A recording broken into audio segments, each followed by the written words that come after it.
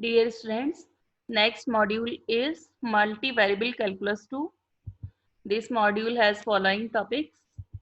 First, improper integral. Second, beta and gamma function. Third topic is Dirichlet's integral. And last topic is application of definite integral to evaluate surface area and volume of revolution. First topic improper integral से पहले आप जानिए कि proper integral क्या है. The definite integral fx limit a to b is called a proper integral if it follows these two conditions. पहली condition है interval of integration a to b is finite. जो लिमिट्स हैं a to b integration की range finite होनी चाहिए, a और b finite होनी चाहिए. The integrand fx is finite in this range. जो इंटीग्रैंड fx है वो इस रेंज में फाइनाइट होना चाहिए. तो हम कहेंगे दोनों कंडीशन फॉलो होती है तो हम कहेंगे proper integral. Improper integral, the definite integral limit a to b integration fx dx is called an improper integral if either or both the condition of proper integral is not satisfied. That means either lower limit or upper limit or both the limit not finite, then we can say improper integral. And the integrand fx is infinite for any value. अगर ये fx जो integrand है ये a to b range में किसी value पर infinite अगर हो जाता है तो भी हम कहेंगे इम्प्रॉपर इंटीग्रल है. तो दो कंडीशन है, या तो a और b जो लिमिट्स हैं वो इनफाइनाइट हो जाए कोई भी एक या दोनों, या फिर यहाँ पर fx इनफाइनाइट हो जाए इस रेंज में a to b, तो हम कहेंगे improper integral. There are three kinds of improper integral. First is improper integral of first kind. तो improper integral first kind कब होता है? जब लोअर लिमिट या अपर लिमिट या दोनों लिमिट इनफाइनाइट अगर होती हैं तो हम कहेंगे improper integral of first kind. तो ये देखते ही समझ में आता है, लिमिट यहाँ इनफाइनाइट है, अपर लिमिट, तो फर्स्ट काइंड इंटीग्रेशन है, फर्स्ट काइंड का इम्प्रॉपर इंटीग्रल है. यहाँ पर दोनों लिमिट इनफाइनाइट है, minus infinity two plus infinity, तो ये इम्प्रॉपर इंटीग्रल फर्स्ट काइंड है. अब सॉल्व कैसे करते हैं ये अगर इम्प्रॉपर इंटीग्रल है फर्स्ट काइंड. यहाँ पर अपर लिमिट इनफाइनाइट है, अपर लिमिट को आप रिप्लेस कर दीजिए b से, जो भी लिमिट इनफाइनाइट है उसको रिप्लेस कर दिया, and limit b tends to infinity. आपको यहाँ पर सॉल्व करने के लिए दो चीजें पता होनी चाहिए. एक तो जो फंक्शन इंटीग्रैंड है उसका इंटीग्रेशन करना आना चाहिए, और वो जो इंटीग्रेशन आएगा उसमें लिमिट लगा दी जाएंगी a और b upper limit lower limit. जैसे डेफिनेट इंटीग्रल सॉल्व करते हैं बिल्कुल वैसे ही सॉल्व करना है, और सबसे लास्ट में ये limit b tends to infinity apply करेंगे. तो आपको दो चीजें आनी चाहिए, एक तो इंटीग्रेशन करना आना चाहिए, और ये जो लिमिट है ये लिमिट अप्लाई करनी आनी चाहिए. अब ये वैल्यू अगर फाइनाइट आती है सॉल्व होने के बाद तो हम कहेंगे कि इंटीग्रेशन कन्वर्ज करता है टुवर्ड्स z वैल्यू, और अगर इनफाइनाइट आती है तो हम कहेंगे इंटीग्रल इज डाइवर्जेंट. अगर यहाँ लोअर लिमिट है माइनस इन्फिनिटी तो लोअर लिमिट को रिप्लेस कर दीजिए विद a या t, जो भी आप रिप्लेस करना चाहें, and then limit a tends to minus infinity. यहाँ पर भी वही बात, अगर ये सॉल्व होकर फाइनाइट वैल्यू आती है तो कन्वर्जेंट, और इनफाइनाइट आती है तो divergent. Improper integral of second kind. The definite integral a to b is called an improper integral of second kind if both limit, दोनों लिमिट तो फाइनाइट है, but integrand becomes infinite at some point of range. दोनों limit finite है लेकिन जो integrand है वो range में किसी पॉइंट पर इंफिनिटी हो जाए. तो यहाँ इंटीग्रैंड क्या है? 1/x², और 1/x² कहाँ पर इनफाइनाइट होता है? 0 पर. तो हम कहेंगे improper integral second kind. One more example, दोनों लिमिट फाइनाइट है लेकिन ये इंटीग्रैंड है 1/2 - x, कहाँ पर बनता है इनफाइनाइट? 2 पर, और 2 रेंज में है. ऐसे यहाँ पर भी दोनों लिमिट फाइनाइट है, लेकिन ये इंटीग्रैंड दो वैल्यूज पर इनफाइनाइट हो जा रहा है। एक तो 1 पर, 1 भी रेंज में है, और एक 2 पर, तो 2 1 और 3 के बीच में ही लाई करता है, तो ये भी रेंज में है। तीनों किसके एग्जाम्पल है? Improper integral second kind. अब ये क्वेश्चंस कैसे सॉल्व करते हैं इसके? अगर suppose x is equal to a, हम लोअर लिमिट शो कर रहे हैं a से, अगर लोअर लिमिट रखने पर इंटीग्रैंड इनफाइनाइट होता है, तो हम क्या करेंगे? लोअर लिमिट में एक बहुत स्मॉल क्वांटिटी ऐड कर देंगे, plus epsilon, a plus epsilon, और एप्सिलॉन को टेंड कर देंगे 0। a प्लस एप्सिलॉन, a में कुछ और ऐड करेंगे, थोड़ा स्मॉल वैल्यू ऐड करेंगे, तो वो इस रेंज में लाई करेगा। आपको वैसे ही सॉल्व करना है, ये एफ एक्स का इंटीग्रेशन निकालना है। लिमिट क्या लगानी है? अपर लिमिट b लगानी है। लोअर लिमिट क्या लगानी है? अब a ना लगाकर a प्लस एप्सिलॉन, और जब पूरा सॉल्व हो जाएगा देन उसमें लिमिट एप्सिलॉन टेंड टू 0।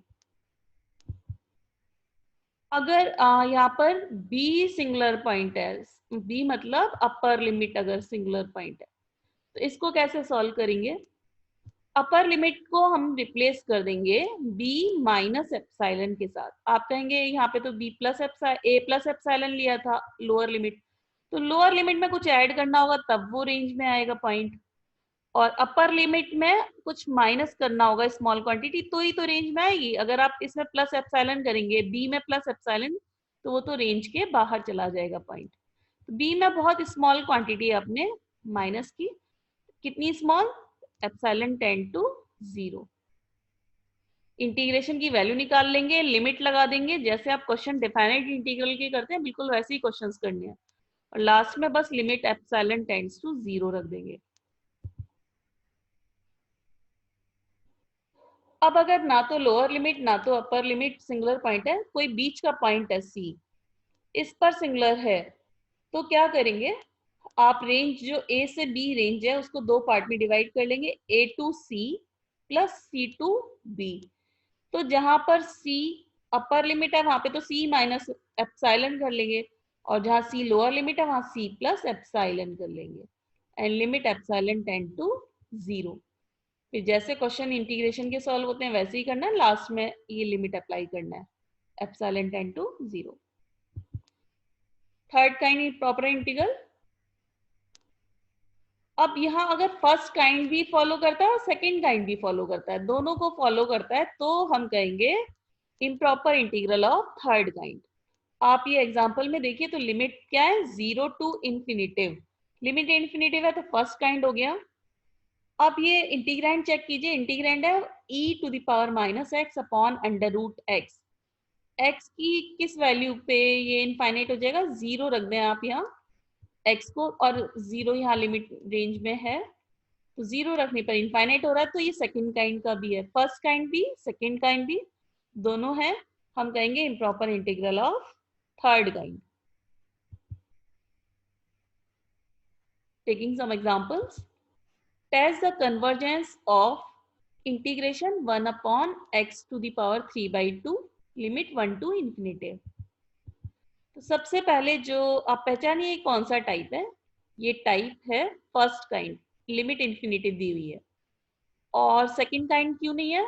ये 1 अपॉन एक्स के बाद 3/2 किस वैल्यू पर ये पॉइंट इंफिनिटी बनेगा? 0 पर, और 0 तो 1 से इंफिनिटी की रेंज में लाई ही नहीं करता, 0 तो 1 से नीचे ही रह जाएगा। तो आपको ये पहचान में आना चाहिए क्वेश्चन कि कौन से टाइप का क्वेश्चन है, उसी के अकॉर्डिंग सॉल्व करना है। आप ये इंफिनिटिव को किससे रिप्लेस कर देंगे? विद t रिप्लेस कर देंगे, और limit t tends to infinitive, जो भी लिमिट इंफिनिटिव थी उसको रिप्लेस कर दिया विद t से, और limit t tends to infinitive. Simple ये क्वेश्चन इंटीग्रेट करना है x की पावर -3/2। फॉर्मूला आप जानते हैं, x की पावर n+1 अपॉन n+1, और लिमिट लगा देंगे 1 टू t। पूरा लिमिट लगा दिया आपने, पहले अपर लिमिट रखेंगे एंड देन लोअर लिमिट रखेंगे। अभी ये थोड़ा सिंप्लीफाई किया गया, -1/2 बाहर जाएगा तो ये -2 हो जाएगा ऊपर। अब इसमें पहले अपर लिमिट रखेंगे t, और देन लोअर लिमिट 1 अपॉन √1, वो 1 हो जाएगी। तो अब फाइनली क्या है? Limit t tends to infinity. आप जब यहाँ ये वैल्यू इंफिनिटिव रखोगे टी की, तो क्या मिलेगा आपको? 1/इंफिनिटिव -1, और 1/इंफिनिटिव का वैल्यू 0 होता है। तो ये वैल्यू एक फाइनाइट वैल्यू आती है सॉल्व करके। तो we can say this integration is convergent and it converges to the value 2. Example 2, test the convergence of this function 0 to infinitive sin x dx. ये improper integral है first kind.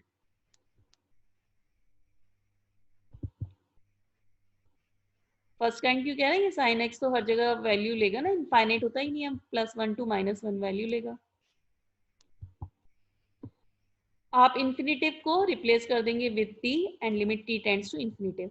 आप ये छोड़ दीजिए, limit t tends to infinitive को छोड़कर जो बाकी बचता है, आप ये बहुत इजी इंटीग्रेशन है। साइन x का इंटीग्रेशन आप जानते हो और लिमिट भी लगाना आप जानते हो। सॉल्व कर लिया।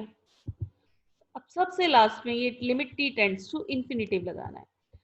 तो जैसे ये t टेंड्स टू इन्फिनिटिव करेगा तो cos वैल्यू लेता है, when t tends to infinitive cos value लेता है बिटवीन -1 टू +1। तो यूनिक वैल्यू नहीं मिलती। तो यूनिक वैल्यू नहीं है तो आप क्या कहेंगे? फंक्शन ऑसिलेट करता है। तो ना यहाँ पे आपको इनफाइनाइट मिला वैल्यू, ना यूनिक वैल्यू मिला। तो जब ना यूनिक वैल्यू मिले ना फाइनाइट इनफाइनाइट वैल्यू मिले कुछ, तो हम कहेंगे ऑसिलेट करता है। यूनिक वैल्यू मिलती है तो हम कहते हैं कन्वर्ज करता है, इनफाइनाइट मिलती है तो हम कहते हैं डाइवर्ज करता है, और डिफरेंट डिफरेंट वैल्यूज मिलती हैं तो हम कहते हैं ऑसिलेट करता है। Example 3, test the convergence of this function. First kind integration है। आप ये इंफिनिटिव को रिप्लेस कर देंगे with t and limit t tends to infinitive. अब ये फंक्शन आप देखिए, इसका इंटीग्रेशन बाई पार्ट से सॉल्व हो जाएगा। हमने वही लगाया है, इंटीग्रेशन बाई पार्ट। पहले अपर लिमिट t रखेंगे, देन लोअर लिमिट रखेंगे 1। जब आप अपर लिमिट और लोअर लिमिट रख लेंगे, ये फंक्शन आता है। आप यहाँ आप t को जब आप इंफिनिटिव रखते हैं तो यहाँ थर्ड टर्म में तो t है ही नहीं, तो ये तो सॉल्व है। यहाँ रखेंगे तो ये क्या मिलेगा? e की पावर माइनस इंफिनिटिव, वो 0 होती है वैल्यू, तो ये भी सॉल्व हो जाएगा। लेकिन जब आप यहाँ रखते हैं तो यहाँ क्या मिलता है? इंफिनिटिव अपॉन इंफिनिटिव, e की पावर इंफिनिटिव, तो इंफिनिटिव होता है। तो infinitive upon infinitive indeterminate form मिलती है। इनडिटर्मिनेट फॉर्म मिलती है तो अब सॉल्व कैसे करना है? आप यहाँ पर एल हॉपिटल रूल लगा सकते हैं। एल हॉपिटल रूल के अकॉर्डिंग आप क्या करते हैं?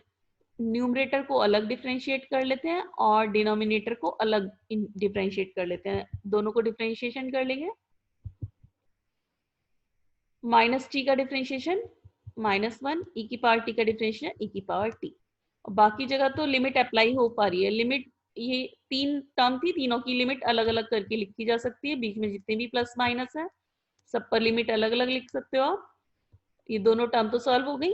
ये वाली टर्म पे एल हॉपिटल रूल लगा रहे हैं फर्स्ट टर्म पर। तो ये -1/e की पावर t। अब आप रखिए t की वैल्यू इंफिनिटिव, तो क्या मिलेगा? -1/इंफिनिटिव, और 1/इंफिनिटिव क्या हो जाएगा? 0। तो ये वैल्यू कैसी आएगी? Finite value. कन्वर्ज करता है इंटीग्रेशन। एग्जाम्पल 4, अब ये इंटीग्रेशन है 2 to infinitive function 2x² upon x⁴ -1। आपको ये इंटीग्रेशन सॉल्व करना आना चाहिए। आप यहाँ x² को रीराइट पहले सबसे पहला काम ये इंफिनिटिव हटाएंगे। इंफिनिटिव हटा के t लिख लेंगे and limit t tends to infinitive कर लेंगे। अब आपको ये सॉल्व करना है और सबसे लास्ट में ये limit t tends to infinitive apply करनी है। जब सॉल्व हो जाएगा उसके बाद आप इस x² को रीराइट कर लेंगे, x² प्लस x², और +1 अपनी तरफ से आपने -1 +1 -1 अपनी तरफ से किया, तो फंक्शन में कोई चेंज नहीं आएगा। अब आप ये देखिए, इसको अलग अलग करके लिखेंगे तो ये फंक्शन इस तरह से कन्वर्ट हो गया। आपको ये फॉर्मूला भी पता है, 1/x² - a² और 1/x² + a², दोनों फॉर्मूला आप जानते हो। फॉर्मूला आप अप्लाई कर देंगे और लिमिट है यहाँ पर अपर टी लोअर टू, दोनों लिमिट अप्लाई कर देंगे। पहले अपर लिमिट टी रखेंगे यहाँ फंक्शन में, दोनों जगह टी रखा, माइनस साइन लगाया, लोअर लिमिट टू रखेंगे दोनों जगह। तो ये तो सॉल्व आप कर लेंगे। अब आप टी को इन्फिनेटिव डायरेक्ट आप यहां रख देंगे तो ये तो इन्फिनेटिव अपॉन इन्फिनेटिव मिलेगा। रिमूव कैसे हो सकता है? टी कॉमन ले लीजिए, नीचे से भी टी कॉमन ले लीजिए, टी से टी कैंसिल आउट हो जाएगा, और ये वन अपॉन टी, ये टी डिनोमिनेटर में आ जाएगा। अब आप जब इन्फिनेटिव वैल्यू रखते हैं तो ध्यान दीजिए, यहाँ तो टी की कोई टर्म ही नहीं है, तो ये तो सॉल्व है। यहाँ पर ध्यान दीजिए, टी को जब आप इन्फिनेटिव रखते हैं तो टेन इनवर्स इन्फिनेटिव, इन्फिनेटिव किसकी वैल्यू होती है 10 में? Pi by two. तो ये पूरा सॉल्व होके पाई बाई टू वैल्यू आ जाएगी, और यहाँ पे क्या हो जाएगा? One minus one upon infinitive zero upon one plus zero, ये टोटल लॉग वन भी क्या होता है? Zero value. पूरा सॉल्व हो जा रहा है इंटीग्रेशन, और ये कैसी वैल्यू मिलती है? फाइनाइट वैल्यू मिलती है, तो कन्वर्ज करता है integration. Next example, test the convergence of this function minus infinity to zero sine hyperbolic x. यहाँ लोअर लिमिट माइनस इन्फिनिटिव है, तो हमने लोअर लिमिट को किससे रिप्लेस कर दिया? With t, and limit t tends to infinitive. अब ये सबसे बाद में अप्लाई करेंगे limit t tends to infinitive, उससे पहले आप ये इंटीग्रेशन सॉल्व कर लेंगे। साइन हाइपरबोलिक एक्स का आप फॉर्मूला जानते हैं ई के पावर के टर्म्स में, ये टू तो बाहर चला जाएगा, one by two, one by two बाहर चला जाएगा, ई की पावर एक्स का इंटीग्रेशन ई की पावर एक्स, और ई की पावर माइनस एक्स का ई की power minus x upon minus one, और माइनस माइनस प्लस वन आ जाएगा। यहाँ पहले अपर लिमिट रखेंगे जीरो, देन लोअर लिमिट रखेंगे टी। अपर लिमिट जब आपने जीरो लगाया तो ई की पावर जीरो प्लस ई की power minus zero, minus sine, अब लोअर लिमिट लगा रहे हैं ई की पावर टी प्लस ई की पावर माइनस टी। अब ये दोनों टर्म में तो टी है ही नहीं, तो सॉल्व है, ई की पावर जीरो वन होता है, तो दोनों सॉल्व है। अब यहाँ ई की पावर जो इन्फिनिटी यहाँ अगर रख दिया जाए, तो यहाँ रख दिया जाए ई की पावर माइनस टी में माइनस इन्फिनिटिव, तो ये मिलेगी टर्म ई की power plus infinitive, t tends to minus infinitive है, और ये वाली टर्म क्या मिलेगी? ई की पावर माइनस इन्फिनिटिव। आप ध्यान दीजिए, ई की पावर माइनस इन्फिनिटिव तो जीरो होता है, लेकिन जो ई की पावर इन्फिनिटिव है वो इन्फिनिटिव होता है, तो ये वैल्यू आएगी हमारी, आगे माइनस साइन लगवाया तो ये वैल्यू आएगी माइनस इनफाइनाइट, तो कोई फाइनाइट वैल्यू नहीं आई, हम कहेंगे इंटीग्रेशन डाइवर्ज करता है। Example 6, test the convergence of this function and also evaluate it. Evaluate, अगर कन्वर्ज करता है फंक्शन तो उसकी जो भी वैल्यू होती है वही उसका इस इंटीग्रेशन की वैल्यू होगी। तो इंटीग्रेशन सबसे पहले आप देखेंगे, लिमिट दोनों इन्फिनेटिव है, आपने दोनों लिमिट को टी से रिप्लेस कर दिया, लोअर लिमिट माइनस इन्फिनिटी थी, upper limit plus infinity, T से रिप्लेस कर दिया, टी टेंड्स टू इन्फिनिटिव। अब ये इंटीग्रेशन तो आसान इंटीग्रेशन है, वन अपॉन ए स्क्वायर प्लस एक्स स्क्वायर, किसका इंटीग्रेशन है? वन अपॉन ए टेन इनवर्स एक्स अपॉन ए,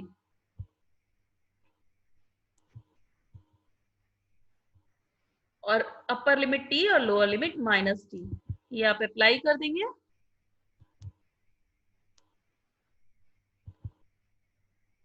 अब आप जब यहाँ टी को इन्फिनेटिव रखेंगे तो टेन इनवर्स इन्फिनेटिव अपॉन ए, इन्फिनेटिव ही रहेगा, और इन्फिनेटिव 10 में किसकी वैल्यू होती है? पाई बाई टू की, तो ये क्या मिलेगा? Two by A into pi by two, that means pi by A which is finite, so this integration converges to the value pi by a.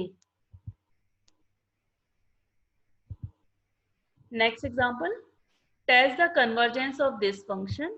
अब दोनों लिमिट फाइनाइट है, फाइनाइट है। अब आप देखिए इंटीग्रैंड, इंटीग्रैंड है one upon under root x, अब ये जीरो पर इंटीग्रैंड इनफाइनाइट हो जाता है और जीरो रेंज में भी है, तो हम कहेंगे इम्प्रॉपर इंटीग्रल सेकंड काइंड। अब इस तरह के इंटीग्रेशन को कैसे सॉल्व करते हैं? जो भी सिंगुलर पॉइंट होता है, अपर लिमिट या लोअर लिमिट, तो जो भी होता है, अब यहाँ पर क्या है, ये लोअर लिमिट सिंगुलर पॉइंट है, zero is the only infinite discontinuity. तो जीरो को हम क्या लिख सकते हैं, जीरो प्लस एप्साइलन। अगर अपर लिमिट होती तो हम क्या लिखते हैं, वन माइनस एप्साइलन। अब लोअर में है तो हम लिखेंगे zero plus epsilon and limit epsilon tend to zero. अब ये बाद में लगाएंगे सबसे लास्ट में, limit epsilon tend to zero. पहला काम है आपको ये इंटीग्रेशन करना और फिर ये लिमिट लगाना। अब लिमिट क्या है आपकी, लोअर क्या है, जीरो प्लस एप्साइलन और अपर है वन, फिर ये लगाना और सबसे लास्ट में ये limit epsilon tends to zero. Integration solve कर लेंगे, ये x की पावर -1/2, तो ये फॉर्मूला x या n+1 upon n+1। Upper limit पहले लगा देंगे, ये अभी सिंप्लीफाई किया, ये 1/2 बाहर ले गए। अब पहले अपर लिमिट लगाएंगे, अपर लिमिट इज 1, तो 1 की पावर 1/2। अपर लिमिट लगाते हैं मतलब x की जगह 1 रख देंगे। अब लोअर लिमिट लगाएंगे तो माइनस लगाकर lower limit zero plus epsilon रख देंगे x की जगह। आप देखेंगे 1 की पावर 1/2 तो 1 ही रहेगा, माइनस जीरो प्लस इस एप्सिलॉन की जगह क्या रख दीजिए, जीरो। ये सॉल्व होके फाइनाइट वैल्यू आती है। Hence this integration converges to 2। ये कुछ क्वेश्चंस हैं, इनको सॉल्व कीजिए। 1 2 3 4 5 6 7 8